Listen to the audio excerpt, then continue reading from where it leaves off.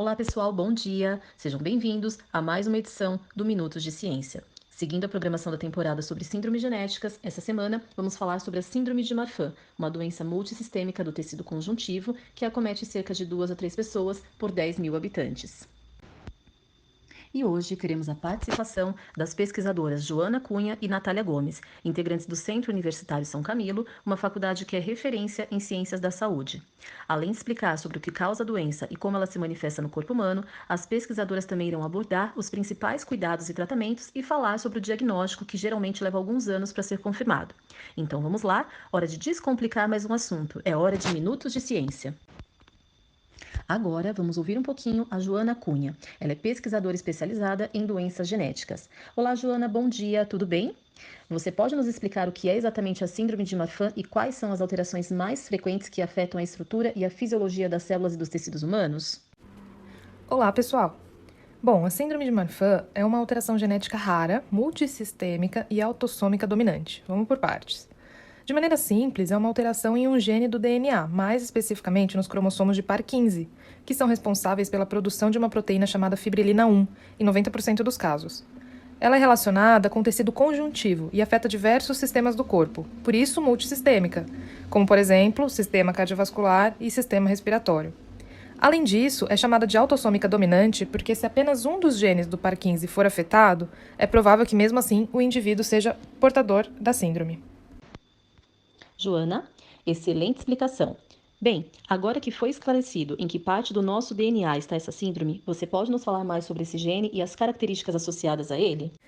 Bom, conforme eu já falei, em 90% dos casos, essa síndrome é causada por uma alteração no gene que codifica a proteína fibrilina 1. Essa proteína é o principal composto das microfibrilas da matriz extracelular do tecido conjuntivo, e é ela responsável pela característica viscoelástica dos vasos sanguíneos, pela tensão e elasticidade da pele e também pela calcificação óssea. Uma alteração nessa proteína resulta no enfraquecimento desse tecido, que normalmente une as estruturas do corpo e fornece sustentação e elasticidade. Na síndrome de Marfan, os tecidos afetados podem se esticar tanto a ponto de causar um rompimento. Joana, obrigada pelos esclarecimentos iniciais. Agora, vamos falar com a Natália Gomes, que explicará acerca das alterações mais frequentes que afetam a estrutura e a fisiologia das células, assim como a dos tecidos humanos. Natália, bom dia, tudo bem? Dando continuidade às explicações da Joana, você pode falar um pouco sobre como a síndrome de Marfan se manifesta no corpo daqueles que são acometidos pela doença e quais são as principais formas de tratamentos adotadas? Bom dia, Júlia. Olá, pessoal, muito prazer. Agora que a Joana já explicou sobre a parte genética da doença, eu vou falar um pouquinho sobre como que a síndrome de Marfan se manifesta no corpo humano e também citar alguns tratamentos que geralmente são adotados para melhorar a qualidade de vida e a expectativa daqueles que possuem a síndrome.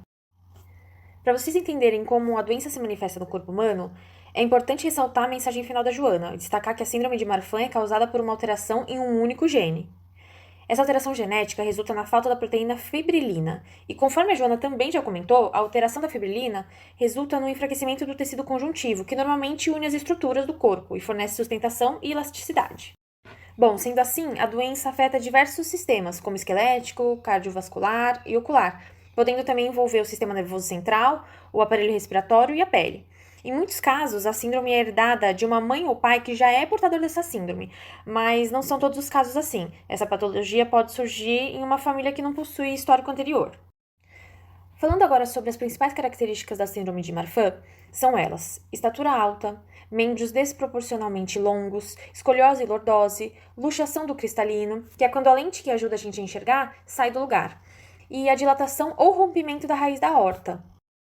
Além disso, alguns estudos já relatam algumas limitações no IMC, uma vez que eles não podem refletir adequadamente a composição corporal, sobretudo ao que diz a respeito às porcentagens de gordura, né?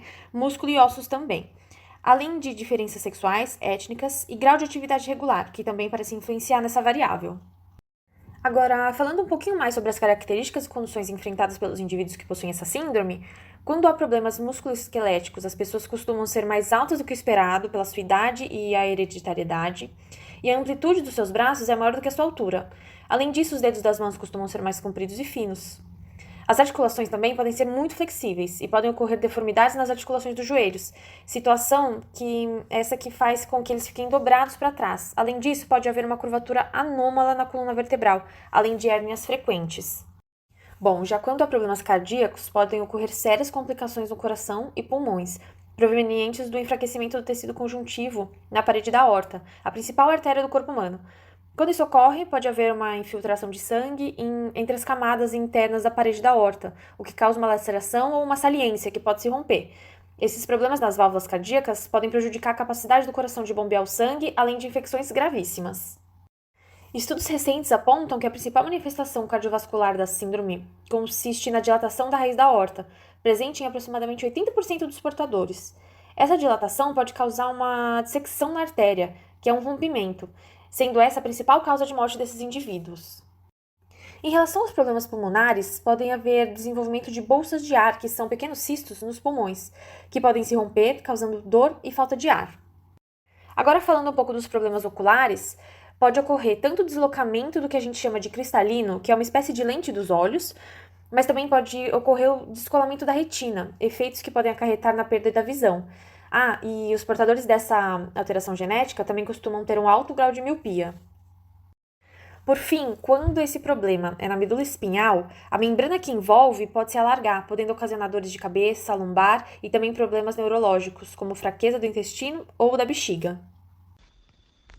Ótimo, Natália, muito obrigada pelos esclarecimentos. E assim, chegamos ao fim de mais um episódio do Minutos de Ciência. Esperamos que a explicação sobre essa síndrome tenha sido esclarecedora para todos vocês. Como o diagnóstico não é tão fácil, já que certas manifestações clínicas dependem da idade, falar sobre a doença é uma forma de deixar a população atenta aos sinais e esse é o nosso papel aqui. Como a Natália comentou, o tratamento médico ajuda muito a melhorar a qualidade e expectativa de vida das pessoas acometidas pela síndrome de Marfan. Muito obrigada a todos pela atenção e nos vemos na próxima semana com mais Minutos de Ciência.